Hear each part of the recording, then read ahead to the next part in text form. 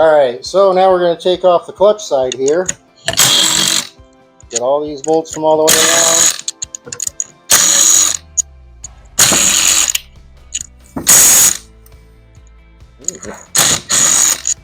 Grab. A lot of these bolts, if you're going to reuse them, take a wire wheel to them, clean them up. They get just gunk from the gaskets and everything and changing them. If you have it, you can trace the threads too. I've had quite a few of them just break right off them, even when putting them on.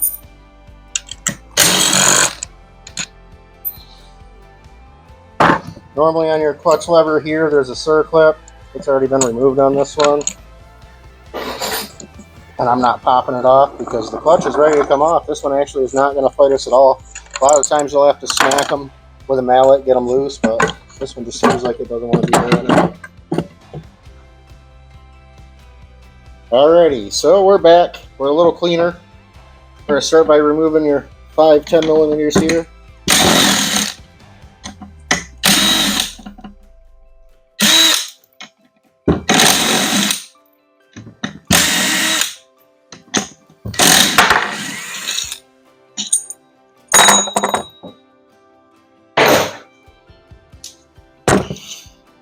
Springs. Alright, so we got the retainer here. We're going to bend the tab down on.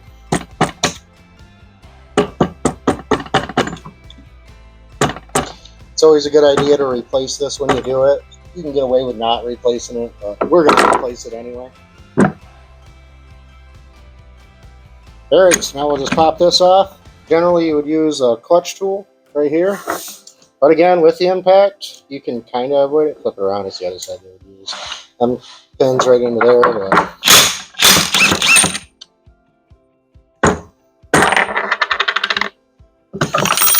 You'll take your retainer off. Get my hand on it. Retainer nut. From there. Come on. There we go. Your full clutch pack, always check. You'll see the grooves from the springs. Not too worried about it because we're replacing it.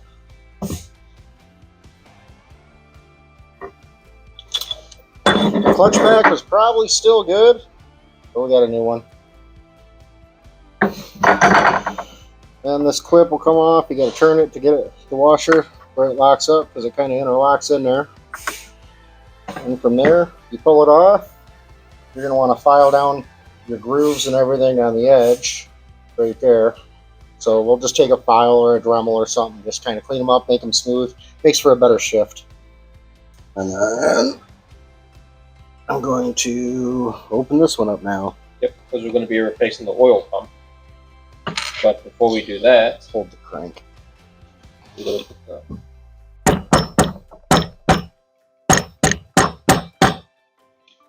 to a steel hammer, who knows?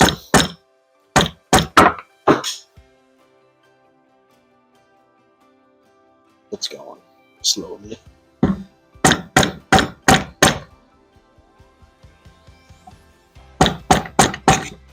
There she went. Okay, and then we're going to take a nail, hammer up a little. Make sure you use a soft nail, not anything heavy. Use like an aluminum nail, nothing too big. And don't forget to order the stuff comes off. You can tell there is your lock washer, your nut, and your lock, and there's springs in here. So be careful when you remove this because there is a plate that holds these springs in place. So, secondary washer. And you'll switch keyway. Yep. We'll bring you guys in here. Keyway. We'll pull that right out. We're going to set it right on top of all that. And use those springs. And you're going to pull the other ones. Oh, there's your other. Yep, there's your other keyway. She'll fall down. Yep. So is it 2 keyways? Yep, 2 keyways. 2 keyways. So one there, one there. Now we can remove the oil pump. Yep, now we can move the pump. Alright guys, so now we're going to be removing the oil pump. With these screws, I'm using a number 3 head. A number 2 will kind of strip it out, but I'm using a number 3. So you want to make sure not to strip these out. They're not in there pretty tight. And then you should be able to make sure to press on it, that way you're not going to strip the head. That's one. If you hit it, Okay, that one. And this is a screwdriver that's going to hit and or loosen it, but these aren't in there pretty tight. I'm just using the bit. That's a number 3 Phillips. We'll be able to use just a regular number 2 Phillips because they're really loose. And you should just come right out.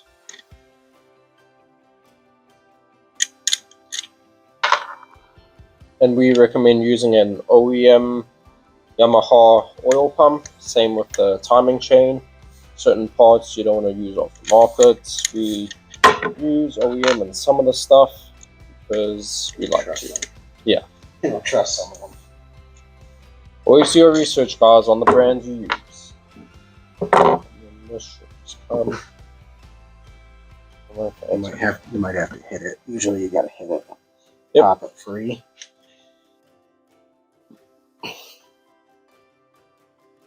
If you can do it under. Or what? Yeah, usually just a little nudge and she'll pop right out. Of course, we'll have to clean all the gasket off. Alright guys, so to install the new oil pump, we have our screws already set in there. And don't forget it's going to be a number 3 Phillips. We also have the new gasket that came with the kit. So we also cleaned off the surface from the old gasket that was there. So now we're going to take this, make sure it's lined up correctly. And we're going to use just a normal screwdriver for now, just get the thread started. But we are going to align this up, I think.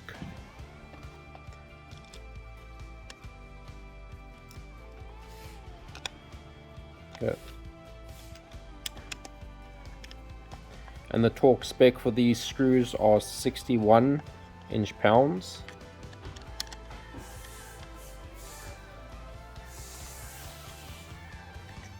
That should be good.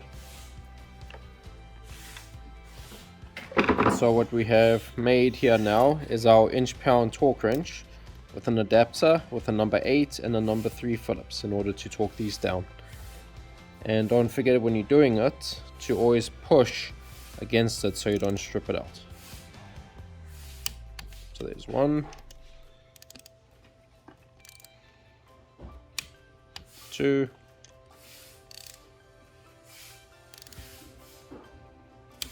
3, and I like to always double check them just because I can't trust myself. And this one.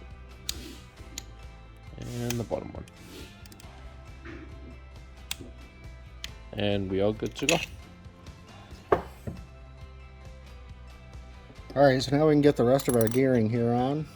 We got our washer. Followed by, now with this, once you get to here, oh come on. Got to line up your counterbalancer dot with your crank dot here.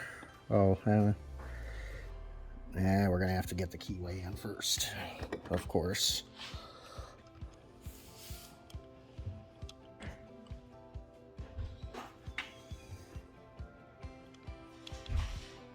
There we go. Alright, so line that dot right up with that one, just like that. So your 2 dots meet. And then we have our next retainer to keep them springs on. Final gear in the mix. And this last one has a little lip. Oh, right there, little lip sticks right under the keyway that holds the keyway down. And we should be good. Alright, so now we can go ahead. We got our retainer. We didn't buy a new one. This one seemed fine anyway, so it should be alright. We'll pop that on. Lightly thread that on. I want to stick our nail in here just like we did when we took it off without dropping it. Like that. We'll get this snug. I'm going to come to this side. And Richard's going to torque this bad boy. Go. And the torque spec for this is 43 foot-pounds.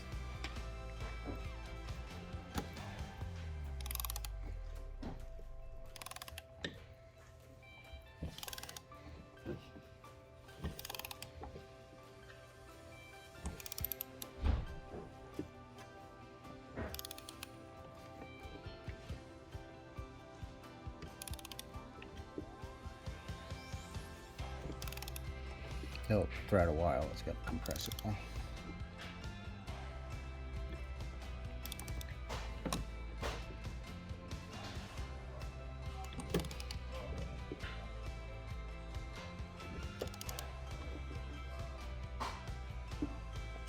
There we go. There we go. Take your nail out. Don't leave it in. It's not healthy for the motor. And we're just going to give her a quick... Oh yeah, the safety tab for the nut. There you go. I've had it. Oh.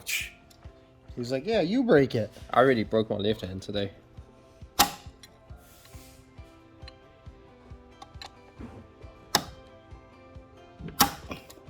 She's going. There we go, guys. Safety tab is in. Snug it up a little bit. Oh, come on. And there you go, guys. That part of it is done. Alrighty, so now we can get our clutch basket back on. Looks good. And of course, this pusher that only goes on one way. There. Alright guys, so next what we're going to be doing is installing the driveline clutch. Now, usually with a regular clutch or OEM clutch, you get a thicker pad for the clutch, and we got the driveline one, so all of them are the thicker ones, but what you want to start with first is the thicker one goes on first. And then what you want to do is put the steel plates. Now the steel plates have a sharp and smooth side. It does not matter which way they start off with, as long as you continue with the same sharp or smooth side after each one. So if you start with the sharp side down, the next one you want to do with the sharp side down and continue that the whole time. We've also pre-soaked the clutch for 24 hours as it's recommended, along with the springs and the plates. And usually with these clutch packs, some of them will have 2 cushion springs. Ours did not have it, so we're not going to be installing them. But if you look at the owner's manual, it will tell you the placement of the 2 cushion springs. Alright, so now we're going to go ahead. We cheat a little, but when you put the plate on, you want to make sure that the dot lines up. And then on OEM, there'd be a dot. Ours has an arrow. But make sure they line right up. And then for our cheating point of it, we're going to take just like 2 springs real quick. Yeah. And then grab this piece.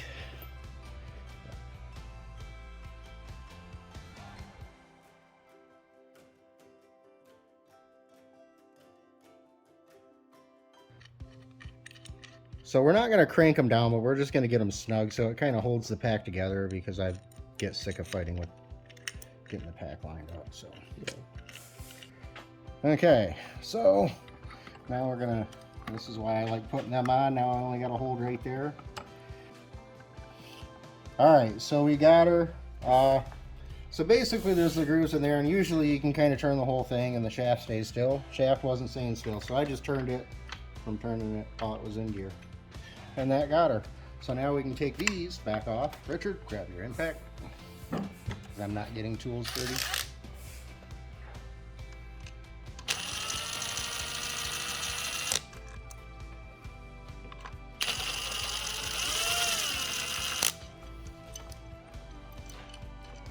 Okay. got our new retainer. Put that on. Up for it. And then Richard's going to grab the torque wrench for it. Alright, so we got our handy dandy clutch holder. And the torque spec for the clutch boss nuts is 58 foot-pounds. So there we go. Oh, of course I'm going to be hitting the camera. And this is going to be fun. Ah, there it is. And now we just got to do the what, Dave? The springs and... No, the safety thing. Oh, no, you get to do that. I did it last time. Bend the tabs in. Use pliers. Make sure that locks in place. Okay, pliers.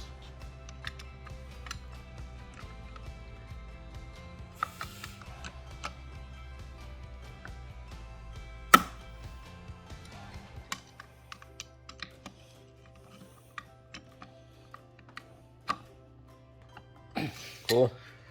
Retained. Yep. All right, so now we can throw our springs up on here.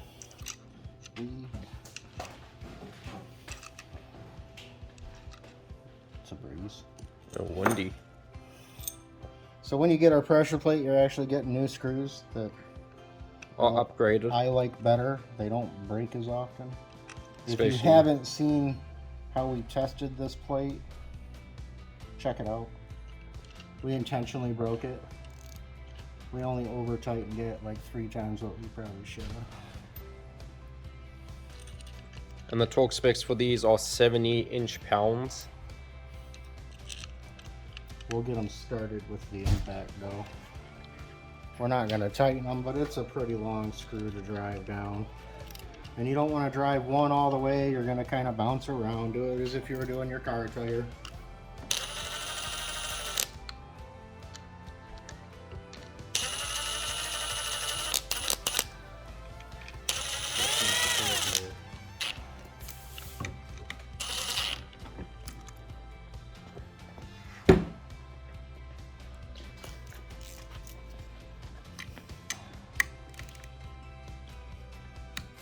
There's 1,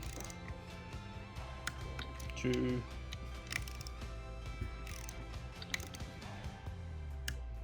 3, 4, 5. And once again, I like to double check them. Don't over tighten them. It'd be funny if these broke on camera, but they're not going to. Be funny for him.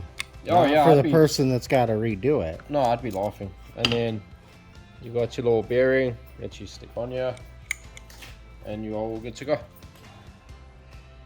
Okay, now we're ready. We'll throw our gasket on. Set it right on the dowels that we already put in. Take our clutch cover. Same thing, set her on. Couple screws, I'm just gonna finger tight, and Richard's gonna come through with the impact and put them on. Any of your screws with the big gap, them are where the dowels are, so you add a dowel here. And then right here, we got another dowel right there.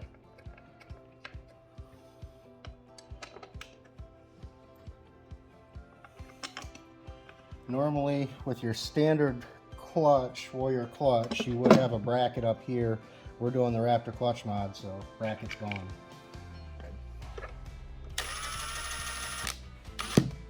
We're just going to snug these up with an impact. And once again, we're going to do it in a crisscross pattern. That's it. And then we're going to torque these down to 84 inch-pounds. Alright guys, so once again, we're going to torque these down 84 inch-pounds.